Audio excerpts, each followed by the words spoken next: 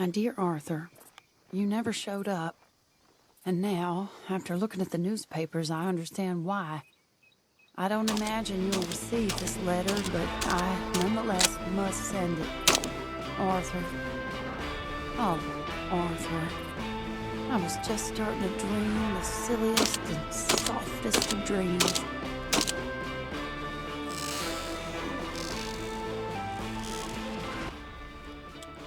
Truth is, sister, I'm afraid.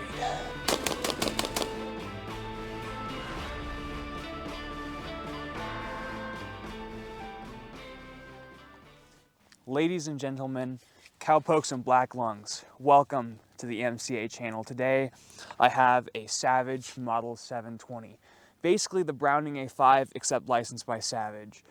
Now, the Browning A5 is significant because it is the first semi-automatic shotgun ever, but we're gonna get into the history of that a little bit more later. Now, before I bore you with the ins and outs of this shotgun, and my audience retention graph takes a drastic turn down, let's do a Fanta penetration test. ADD break. All right, let's do a 12 gauge penetration test on a can of Fanta. So, Fanta penetration test, patented. I ran out of Shasta.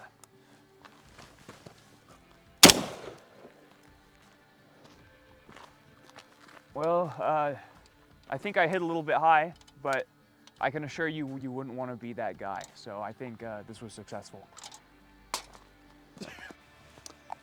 Now, if you don't know what this shotgun is, let me remind you where you might know it from. So this gun is featured in Battlefield 1942, Battlefield 1, Battlefield 5, Hunt Showdown, Red Dead Redemption 2, Red Dead Redemption 1, and Team Fortress 2. Daddy, chill. What the hell is even? Designed in 1898 by someone who you might know as John Moses Browning, one of the most significant firearms designers in history, designing the 1911, the M2 Browning, and that really weird water-cooled machine gun. This was the first design of a semi-automatic shotgun to ever be patented. Now, this one is made by Savage, and that is because in the 1920s, I believe, Remington and Savage both got permission to license this firearm and produce them. This one's a Savage, and it's essentially the same. This one has a poly choke, so you can change the diameter of your rounds. I don't really know if it does anything. I'm not really into shotguns, but this is just a really cool piece of history.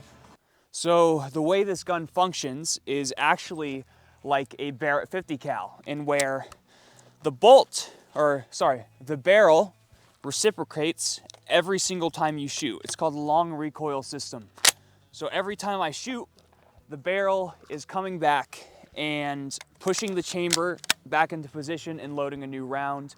I'll get some slow-mo footage out for you guys, but right now, what we're gonna do is a little bit of a drill. So I have two boxes that I got from the store stacked on top of each other. I'm gonna see how fast I can get 3 shots on the bottom and 2 shots on the top. This gun holds 4 in the tube and 1 in the chamber, so it doesn't have an insane mag capacity, but it's definitely usable. Let's see what I can do.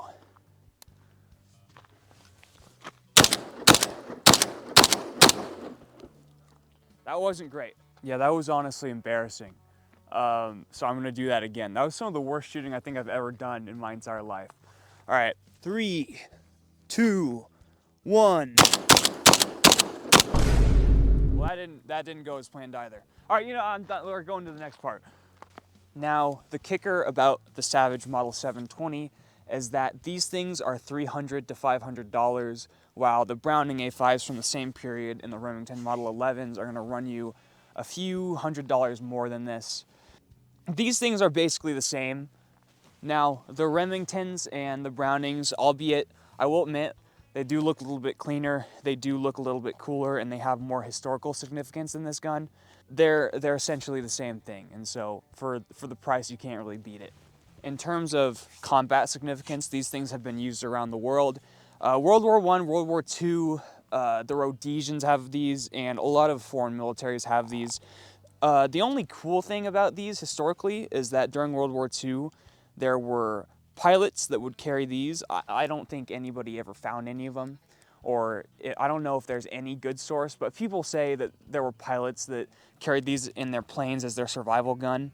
But come on, you gotta admit it's kind of cool, because without this, you wouldn't have your Beretta M4s or your John Wick shotguns or your tactical, Terran tactical guns or any of that stuff.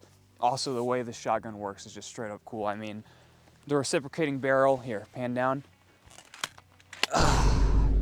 I don't recommend you do that to your gun, but it's kind of addictive.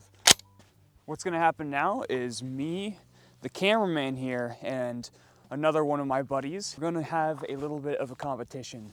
So we're gonna see who can unleash all 5 rounds the quickest, and accuracy doesn't matter. So we're just gonna see who can take the biggest load. I'm up first.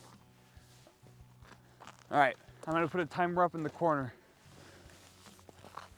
All right, give me a countdown. 3, 2, 1. That's pretty good. All right, your turn. Cameraman Trevor here. All right, it's 4.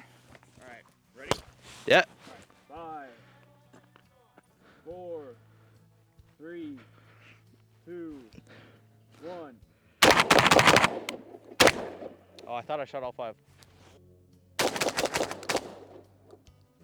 I think I might have won that one. Both of them had a little bit of a delay at the end. This guy. All right, let's do a quick manual of arms for this shotgun. So your bolt comes back, it locks back. You can put one in the chamber. You close that. One of my gripes with this shotgun is that to load it, you actually have to stick your thumb in here, load it, and when you go to pull it out, your thumb gets pinched. So unless you have gloves or are a strong man that doesn't have weak hands, this thing kind of hurts to load. Your safety, just simple little button safety. Now you're killing, now you ain't.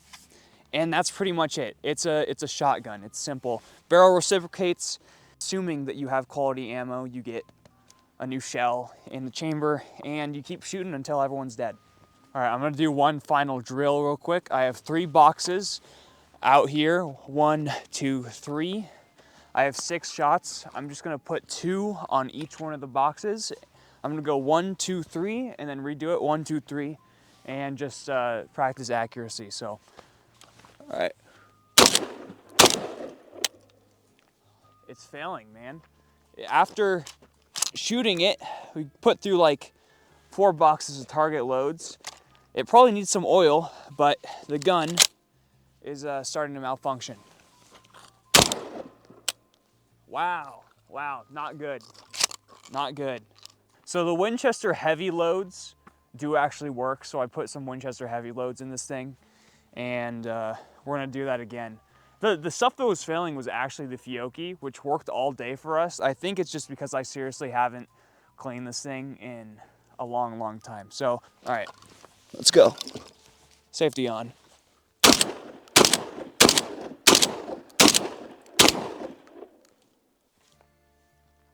That was successful. All right, so I have some mini shells here, and I'm just curious if these are actually gonna cycle. So I'm gonna put 2 in.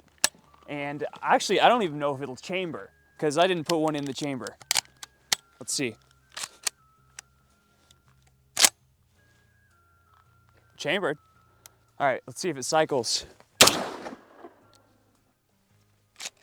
The answer is no, unsurprisingly. So pros and cons about this gun. So the pros first, it's a shotgun, so you can feed whatever you want in it, including the kitchen sink probably.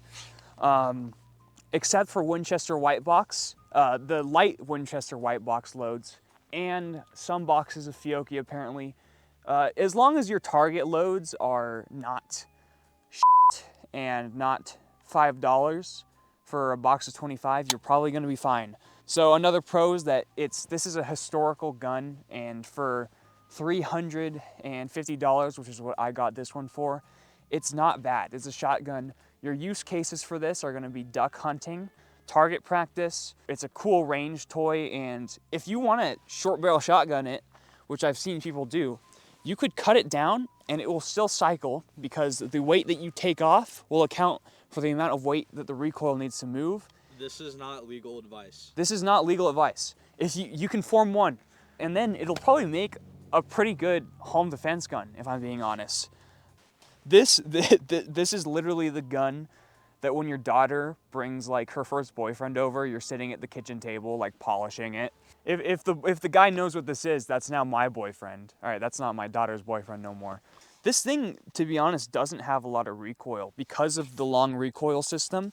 This absorbs most of what's going into your shoulder, and this one also has some rubber padding, but it's really not that hard to shoot and to let off all 6 rounds at once. So that's a plus. Now let's talk about the unfortunate cons.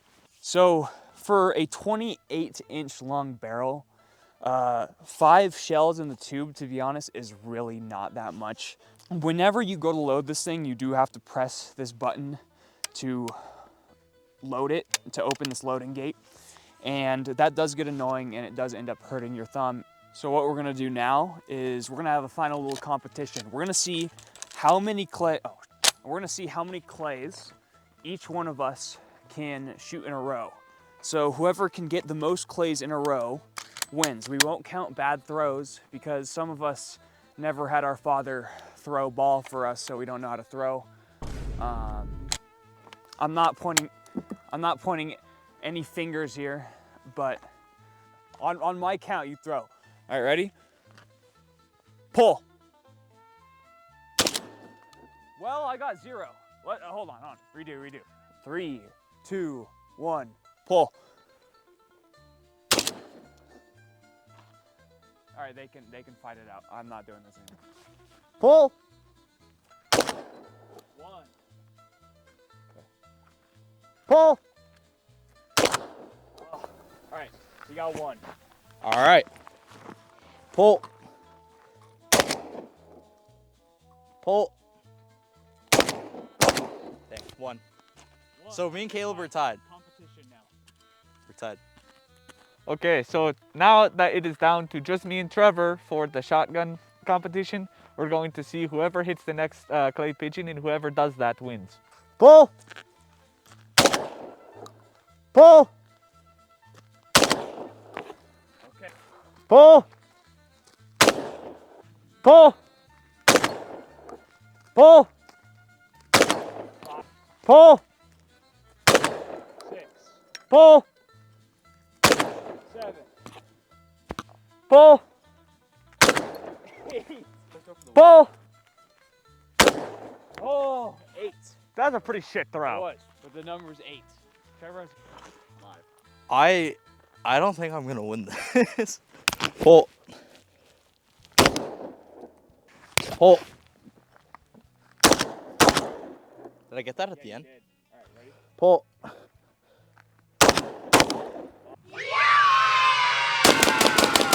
Dude, that's so awesome! So shotguns are overall cheap. And for the price of this, you can probably get a pretty decent Mossberg or a different pump action shotgun. So if you don't need a semi-automatic, I wouldn't recommend this shotgun if you're more into the sporting type. If you're into historical firearms at all, I would recommend this shotgun because this is just a dang cool gun. It's the first semi-automatic shotgun. You really can't beat that for $350. So would I recommend this gun? Yeah, I'd recommend this gun. You should go buy one if they have one. I found this one at a gun show, and you can there's usually a lot of Brownings at gun shows, lots of Savages, lots of Remingtons. If you go to your local gun show, you will probably find one. If it's like over $450, you're getting ripped off. But if it's $400 to like $350, I'd say definitely pull the trigger on it.